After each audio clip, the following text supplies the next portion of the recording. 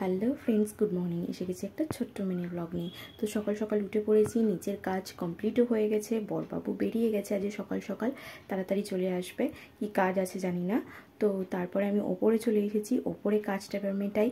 তো তোমাদের তো আগেই জানিয়েছি, ধুলো ভর্তি ঘর আমার, একদিন দুদিন পরিষ্কার না করলেই ধুলোতে ধুলো হয়ে যায়। তো ওইগুলোই টুকিটাকি আজকে পরিষ্কার করব, সাথে যে ডেলি পরিষ্কার থাকে সে পরিষ্কারও করব। তো সবটাই একটু একটু তোমাদের সঙ্গে শেয়ার করছি, দেখতে থাকো, সঙ্গে থাকো। এখন আপাতত ঘরটা মেসি হয়ে আছে, দেখতেই পাচ্ছ।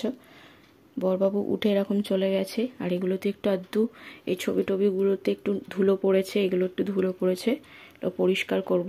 আর এতে তো রোজ ধুলো পড়ে, এই খাটটাতে রোজ পরিষ্কার করি, রোজ ধুলো পড়ে, জানি না এত ধুলো কোথা থেকে আসে।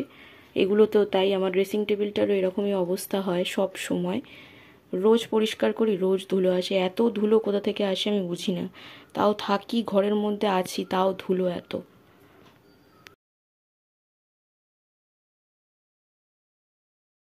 ধুলোর সঙ্গে তার সঙ্গে জুটেতে হচ্ছে এই পাখি চারটে, আমার বড়বাবুর পাখিগুলো একদম পালকে পালক, পরিষ্কার করে করে আর পাচ্ছি না। এই যে, তো এই ঘরটা তো একদমই ইউজ হয় না, কেউ থাকে না, তো একদম ফাঁকাই পড়ে থাকে। তবুও আমি পরিষ্কার করি, দুদিন ছাড়াই পরিষ্কার করি, যেহেতু কেউ থাকে না, একদমই ইউজ হয় না, ভীষণ ধুলো হয়, ধুলোতে একদম ভরে যায় চারিপাশটা। মানে দুদিন ছাড়া পরিষ্কার করেও কেউ বিশ্বাস করবে না যে এত ধুলো পড়তে পারে বলে, না দেখলে হয়তো তোমরা বুঝতে পারবে না। তো যাই হোক, আমি টুকিটাকি একটু পরিষ্কার করে রাখি। তো মোটামুটি ওপরটার চারপাশটা পরিষ্কার হলো, ধুলো ঝাড়া হলো। এরপর সকালের কাজ সেরে আমি স্নানটা সেরে নিয়েছিলাম।